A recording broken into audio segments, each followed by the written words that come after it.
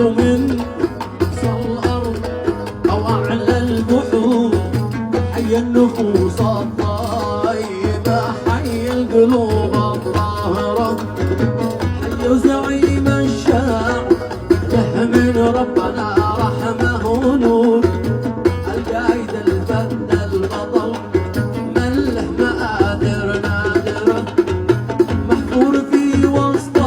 القلوب كالنكش في وسط الصخور. علي سليل المجد له سيرة عظيمة حاضرة، محبته تزداد لانه كان